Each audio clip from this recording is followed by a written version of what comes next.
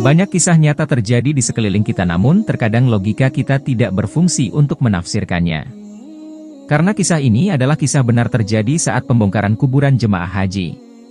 Pada saat musim haji di Mekah, jika ada jemaah haji meninggal dunia maka akan dimakamkan di Ma'la, suatu tempat pemakaman jemaah haji di Mekah, dan setelah 8 bulan makam tersebut dibongkar ke Mabli untuk memakamkan jenazah lain. Dan dari sinilah kisah mayat bersila membaca surah Yasin itu terjadi. Semoga kita bisa mengambil pelajaran dan hikmah dari peristiwa ini. Dan inilah kisah lengkapnya seperti yang dikutip dari Melayu Kini. Kisah ini kisah nyata dan benar terjadi seperti yang telah diceritakan oleh mahasiswa Malaysia di Arab Saudi. Peristiwa ini baru saja terjadi dan disahkan benar oleh Ustadz Halim Nasr, penceramah yang amat terkemuka di Malaysia.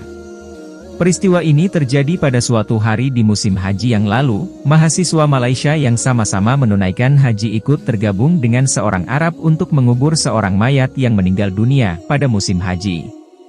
Makam tersebut terletak di Ma'la, tempat pemakaman para jemaah haji yang meninggal dunia di Makkah.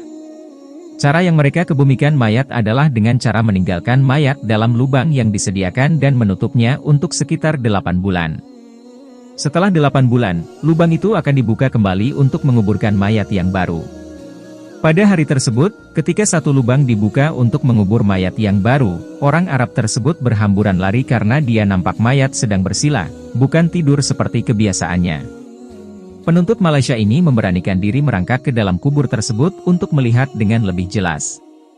Hasilnya dia merasa memang mayat tersebut sedang bersila dan mayat tersebut sedang membaca Al-Quran, dan Al-Quran tersebut memang yang asli.